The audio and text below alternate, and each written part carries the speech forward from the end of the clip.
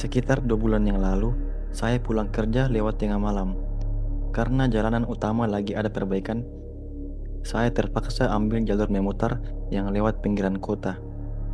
Jalannya sempit, banyak pohon besar, dan minim penerangan. Di tengah jalan, saya lihat ada pengendara motor lain di depan saya. Dia naik motor jenis lama, pakai jaket hitam dan helm full face. Karena suasananya sepi dan gelap, saya merasa agak lega ada teman di jalan. Saya jaga jarak sekitar 5 meter di belakangnya. Awalnya semuanya normal, sampai saya sadar kalau kecepatan motor dia itu statis. Mau jalanan nanjak atau tikungan tajam, dia nggak pernah ngerem sama sekali. Lampu belakang motornya pun nggak nyala. Saya mulai merasa ada yang janggal. Pas ada jalan lurus yang agak lebar, saya mutusin buat nyalip. Saya kasih lampu dim atau lampu kode 2 kali sebagai tanda. Tapi waktu posisi saya dengan dia sejajar, saya iseng nengok ke samping buat sekadar kasih jempol atau anggukan kepala. Di situ saya kaget. Orang itu nggak pegang stang motor. Tangannya dua-duanya ditaruh di atas paha. Posisi duduknya tegak lurus kaku sekali. Tapi motornya tetap jalan stabil, seolah-olah ada yang kendaliin secara otomatis. Dan yang paling mengganggu adalah helm yang dia pakai itu posisinya terbalik. Bagian kaca helmnya menghadap ke belakang, tepat ke arah saya. Tapi di balik kaca yang gelap itu, saya nggak lihat ada wajah manusia, cuma kegelapan total. Saya nggak mau tahu itu apa. Saya cuma mau cepat sampai ke tempat yang ada lampunya. Setelah jarak saya agak jauh, saya coba lirik spion buat mastiin dia sudah tertinggal. Tapi ternyata dia masih ada di belakang saya. Dia ikutan ngebut. Jaraknya tetap terjaga, seolah dia mengunci posisi di belakang motor saya. Setiap kali saya ngerem, dia juga melambat dengan jarak yang presisi. Pas saya masuk ke area yang ada pemukiman warga, saya mutusin buat berhenti di depan warung Madura yang lampunya terang. Saya berhenti mendadak. Hampir saja motor saya terpleset. Motor di belakang saya itu lewat gitu aja. Dia nggak berhenti, nggak nengok, dia jalan terus sampai hilang di tikungan depan. Saya duduk di depan warung itu sambil gemetaran. Abang penjaga warungnya keluar dan nanya, "Kenapa mas? Kok pucat?" Saya ceritain kalau saya baru aja diikutin motor aneh yang pengendaranya nggak pegang stang. Abang itu cuma diam sebentar, terus dia bilang, "Coba cek behel belakang motor mas." Saya jalan ke belakang motor dan saya lihat ada bekas pegangan tangan yang nempel di bodi motor saya. Pegangannya vertikal, kayak ada orang yang barusan pegangan erat di situ. Saya heran, tangan siapa yang memegang belakang motor saya? Saya yakin gak ada orang yang dekat-dekat sama motor saya kecuali motor hitam tadi. Pas saya cek rekaman di scam kecil yang saya pasang di helm besok paginya, filenya korup. Videonya cuma warna hitam dengan suara angin yang kencang. Tapi di menit terakhir ada suara bisikan yang halus. Dia bilang, Hampir sampai.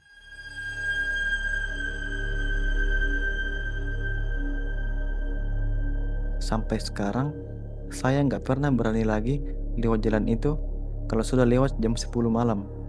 Saya lebih milih mutar jauh sekalian lewat jalan protokol yang ramai daripada harus ketemu sama teman jalan yang nggak seharusnya ada di sana.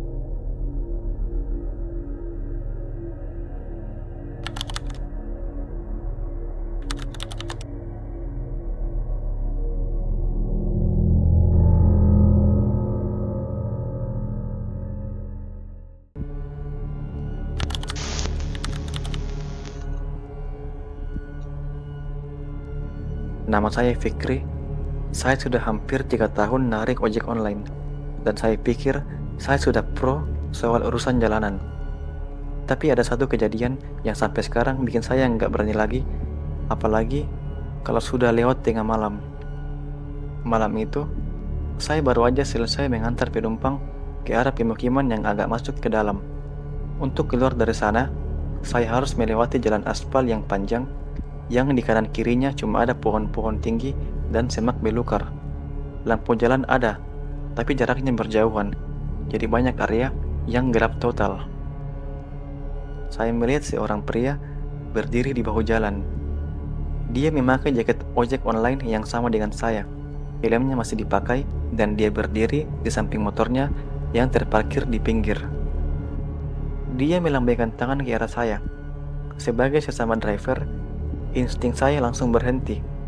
Saya pikir motor dia rusak atau kehabisan bensin. "Kenapa bang? Mogok?" tanya saya sambil menepikan motor. Dia nggak langsung jawab. Dia cuma menunjuk ke arah motornya, sebuah motor metik hitam yang kelihatannya masih baru. Dia bicara dengan suara yang sangat rendah di balik helmnya. Mas, bisa minta tolong? Saya ada orderan paket mendesak, tapi ban saya bocor. Orangnya sudah nunggu di depan sana, dekat gerbang lama. Tolong antar saya ke sana sebentar saja, nanti saya bayar lebih. Karena saya merasa kasihan, saya setuju. Dia naik ke belakang. Selama perjalanan, dia benar-benar diam. Tapi ada satu hal yang mulai bikin saya merasa aneh. Bau di sekitar saya berubah. Awalnya bau asap knalpot biasa, tapi lama-lama tercium bau amis yang sangat pekat, mirip bau darah yang sudah mengering. Saya melirik ke spion, karena kami sama-sama pakai jaket hijau khas ojek online. Pantulan di spion terlihat seperti saya sedang membonceng bayangan saya sendiri. Tapi saya sadar ada yang salah. Tangan pria ini memegang bel motor. Kulitnya terlihat sangat pucat, hampir putih kebiruan, dan kukunya tampak kusam. "Abang sudah lama narik?" Saya mencoba memecah kesunyian, karena jujur, hawa di punggung saya makin tidak enak. Dia menjawab, tapi suaranya sekarang terdengar lebih jelas. Seolah dia membisikkannya tepat di lubang telinga saya, padahal dia memakai helm. "Baru hari ini saya narik lagi mas, setelah setahun." Kami sampai di titik yang dia maksud. Itu adalah sebuah gerbang besi tua yang sudah berkarat, sisa dari bangunan yang sudah lama dibongkar. Di sana benar-benar gelap, hanya ada cahaya dari lampu motor saya. "Sudah sampai bang," kata saya. Saya menunggu dia turun. Begitu dia turun, saya merasakan motor saya kembali ringan, tapi dia tidak langsung pergi. Dia berdiri di samping saya, masih dengan helm tertutup rapat. "Ini mas uangnya, terima kasih ya," katanya, sambil menyodorkan selembar uang. Saya menerima uang itu. Saat tangan kami bersentuhan, rasanya dingin sekali, seperti memegang bongkahan daging dari dalam freezer. Saya tidak mau berlama-lama. Saya langsung memasukkan uang itu ke kantong dan berpamitan. "Duluan ya bang." Dia cuma berdiri diam di depan gerbang itu, menatap saya saat saya mulai memutar balik motor. Sambil jalan, rasa penasaran saya muncul. Saya merogoh kantong untuk melihat uang yang dia kasih tadi. Begitu saya tarik, ternyata itu bukan uang.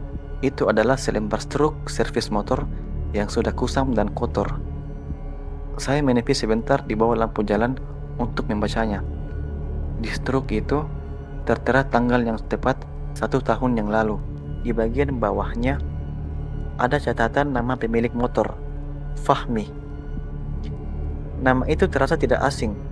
Saya langsung membuka grup WhatsApp komunitas driver daerah situ, lalu mencari di kolom pencarian dengan kata kunci Fahmi. Saya merinding saat melihat sebuah postingan lama setahun yang lalu. Ada foto kecelakaan tragis seorang driver ojek online di jalan yang baru saja saya lewati. Foto motornya sama persis dengan motor yang saya lihat mogok tadi. Di bawah foto itu ada keterangan, telah berpulang rekan kita, Fahmi. Kecelakaan tabrak lari di depan gerbang lama. Korban ditemukan meninggal di tempat dengan luka parah di bagian kepala karena helmnya pecah. Saya langsung gemetar. Berita itu menyebutkan Fahmi meninggal di tempat dengan kondisi kepala hancur tepat di depan gerbang lama. tempat yang baru saja saya lewati. Saya mencoba mengatur nafas, berusaha meyakinkan diri kalau ini mungkin cuma salah baca. Saya menoleh ke arah jok belakang, kosong. Hanya ada bayangan tiang lampu jalan yang memanjang di atas aspal. Tapi, saat saya hendak tancap gas untuk pergi, tangan saya mendadak kaku. Bau amis itu tidak hilang, malah makin tajam. Saya memberanikan diri menyinari jok belakang dengan senter HP. Di atas kulit jok yang tadinya bersih, ada bekas remesan cairan kental berwarna abu-abu kemerahan yang memanjang dari tengah jok sampai ke arah behel motor. Itu bukan air hujan. Cairan itu berlendir dan sangat dingin saat saya sentuh dengan ujung jari. Lalu saya tersadar akan satu hal yang sangat logis tapi mengerikan. Selama membonceng dia tadi, motor saya tidak terasa berat seperti membonceng manusia. Motor saya terasa berat di bagian atas, seolah-olah beban itu menekan pundak saya, bukan jok motornya. Saya merogoh kantong jaket untuk membuang struk servis kusam itu. Tapi saat saya tarik, struk itu sudah berubah. Kertasnya masih sama, tapi di bagian belakangnya sekarang ada cetakan bekas jempol berdarah yang masih basah, seperti seseorang baru saja memegang kertas itu dengan sangat erat saat saya menyempatnya. Tiba-tiba, aplikasi ojek online saya berbunyi.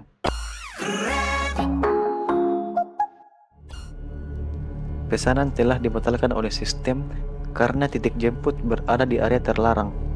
Saya melihat ke arah gerbang lama di kejauhan melalui spion. Di sana, di bawah lampu jalan, saya melihat motor metik hitam yang tadi saya kira mogok, perlahan-lahan memudar dan menghilang, menyisakan sebuah gundukan tanah di pinggir jalan yang tampak seperti kuburan tak terawat. Saya langsung tancap gas dan pergi dari situ secepat yang saya bisa. Di hari-hari berikutnya, saya tidak akan pernah lewat situ lagi di malam hari.